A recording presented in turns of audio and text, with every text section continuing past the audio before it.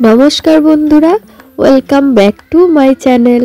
আবারও চলে এসেছি আমি পৌলমী। আমার চ্যানেলে সবাইকে অনেক স্বাগত। আজকের এই রেসিপিটা ডিমের রেসিপি। ডিম যারা পছন্দ করেন অবশ্যই আজকের মতো করে একবার ট্রাই করতে হবে। অসম্ভব সুন্দর খেতে হয়েছিল। শুধু আমি বানিয়েছি বলে বলছি না, বানিয়ে দেখবেন একবার, ভালো লাগবে খেতে।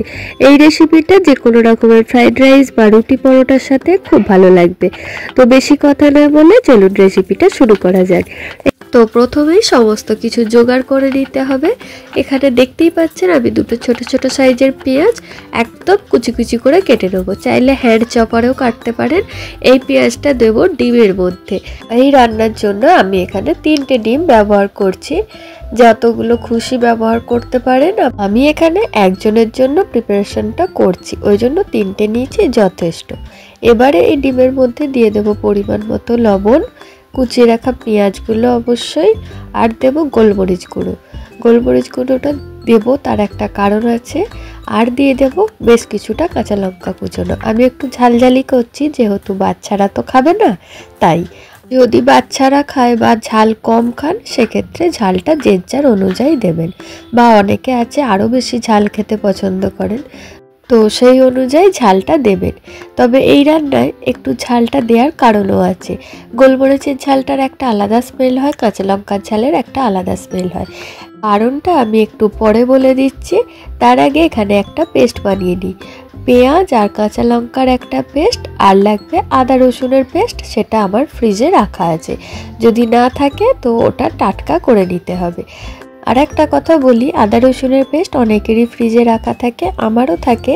তবে 2 থেকে 3 দিনের বেশি রাখবেন না।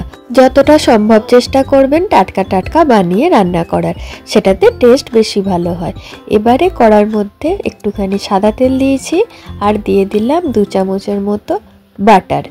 এবার এই বাটারের মধ্যে ডিমটা ভেজে নেব।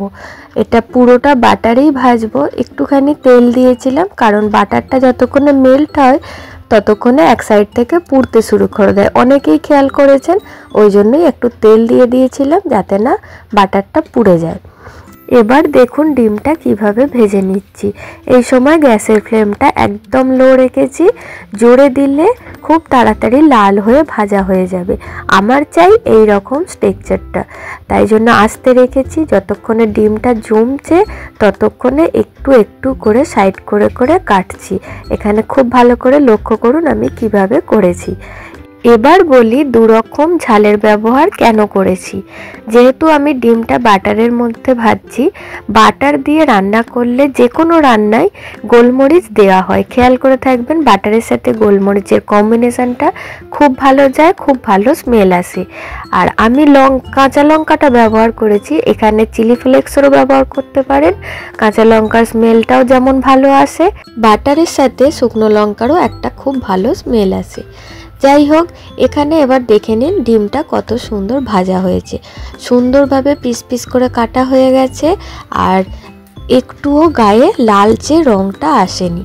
এই ভাজাটা খুব বেশি লাল লাল করে ভাজবো না, দেখতেই পাবেন হালকা হালকা জমাট বেঁধে গেছে। এই সময়তেই একটু নেড়ে চেড়ে নিয়ে ভালো করে পিস পিস করে নিয়ে নামিয়ে নেব। যতক্ষণে ডিমটা রেডি হচ্ছে, আপনাদের সাথে একটা কথা শেয়ার করে রাখি। আমি আমার রান্নাঘরে যে সমস্ত ছোটোখাটো জিনিসের ব্যবহার করছি, মানে আমার রান্নাঘরের কিচেন টুলসগুলো, যদি আপনাদের পছন্দ হয়ে থাকে তাহলে সেগুলো আপনারা পারচেস করতে পারবেন অ্যামাজন থেকে। আমি সমস্ত কিছুর লিঙ্ক ডেসক্রিপশান বক্সে দিয়ে দেবো, আপনারা গিয়ে চেক করে নেবেন। এবার চলুন চলে যাই পরের স্টেপে। আবারও কড়ার মধ্যে সামান্য একটু সাদা তেল দিয়ে দিয়েছি। এই সময়তেও চাইলে বাটারের ব্যবহার করতে পারেন, আমি আর দিইনি। আর দিয়ে দিচ্ছি কিছুটা গোটা জিরে, সামান্য একটু দারচিনি, আর একটা তেজপাতা। আর পেঁয়াজ আর কাঁচা লঙ্কার যে পেস্টটা করে রেখেছিলাম সেটা দিয়ে দিলাম। আর অবশ্যই মিক্সির জারটা ধুয়ে জলটা দিতে হবে, ওর মধ্যেও অনেক মশলা লেগে থাকে। এবার এটা খুব ভালোভাবে কষিয়ে নেওয়ার পালা। আমার এখানে রান্নার পরিমাপ খুবই কম, তাই সবই একটু একটু করে দিচ্ছি। আপনাদের যেমন লাগবে সেরকম পরিমাণটা বুঝে দেবেন। পেঁয়াজ থেকে একদম তেল ছেড়ে দিয়েছে। এবার এই সময় দিয়ে দেব আদা রসুন বাটা। 1.5 চামচ মতো আদা রসুন বাটা দিয়েছি। যতক্ষণ না মশলার কাঁচা গন্ধ চলে যাচ্ছে ততক্ষণ পর্যন্ত আবারও খুব ভালোভাবে কষিয়ে নেব। আবারও যখন মশলা কষানো হয়ে গেলে তেল ছেড়ে আসবে, ঠিক সেই সময় দিয়ে দেব কিছু গুঁড়ো মশলা। এখানে যেমন আমি ব্যবহার করছি বেশ খানিকটা ধনে গুঁড়ো, অল্প একটুখানি হলুদ গুঁড়ো, কাশ্মীরি লঙ্কার গুঁড়ো, আর যে পেস্টটা দেখতে পাচ্ছেন ওটা হচ্ছে শুকনো লঙ্কার পেস্ট। আমি সমস্ত মশলা ঘরে রেডি করে নিই, এই যেমন ধনে গুঁড়ো, জিরে গুঁড়ো, হলুদ গুঁড়ো, লঙ্কা গুঁড়ো, এমনকি গরম মশলাটাও। শুধু কাশ্মীরি লঙ্কার গুঁড়োটা কেনা থাকে, যেহেতু কাশ্মীরি লঙ্কাটা আমাদের এদিকে গোটা কিনতে পাওয়া যায় না। মশলাটা যখন খুব ভালোভাবে কষানো হয়ে যাবে, এই রকম যখন তেল ছেড়ে আসবে, এই সময় দিয়ে দেবো বেশ কিছুটা ফ্যাটানো টক দই।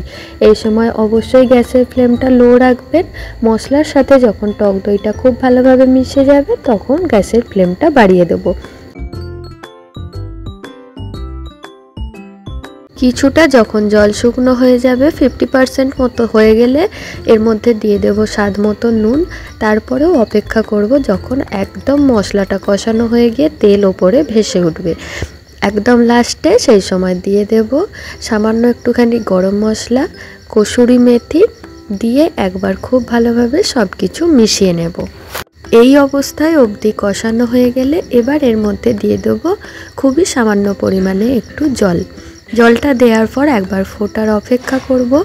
আপনারা কে কোথা থেকে আমার ভিডিও দেখেন আমাকে অবশ্যই কমেন্ট করে জানাবেন, জানতে পারলে আমার বেশ ভালো লাগবে। আজকের রেসিপিটাও আপনাদের কেমন লাগছে সেটাও জানাবেন। একবার ফুটে গেলে ভেজে রাখা ডিমটা এর মধ্যে দিয়ে দেব। আমি এখানে বেশ গ্রেভি নামিয়েছি, আপনারা চাইলে শুকনো শুকনো করেও নামাতে পারেন। আজকের রান্নাটা একদম দুর্দান্ত খেতে হয়েছিল, অবশ্যই সকলে একবার বাড়িতে ট্রাই করে দেখবেন। যারা ডিম ভালোবাসেন তাদের জন্য নিয়ে এসেছি একদম ইউনিক একটা রেসিপি, অবশ্যই বাড়িতে ট্রাই করে দেখবেন। তবে আমিও কিন্তু একজন ডিম লাভারের মধ্যেই পড়ি। আজকের রান্না আপনাদের যদি ভালো লেগে থাকে অবশ্যই একটা লাইক, শেয়ার, কমেন্ট করে দেবেন। আর এই রকম সুন্দর সুন্দর ঘরোয়া রান্নার সিম্পল রেসিপি দেখতে, জানতে, শিখতে আমার চ্যানেলটা অবশ্যই ফলো করবেন, সাবস্ক্রাইব করে দেবেন। আজকের রান্না এখানেই শেষ করছি, আবারও ফিরে আসবো নতুন কোনো রান্নার ভিডিও নিয়ে। ততক্ষণে সকলে সাথে থাকুন, সুস্থ থাকুন, ভালো থাকুন। টাটা।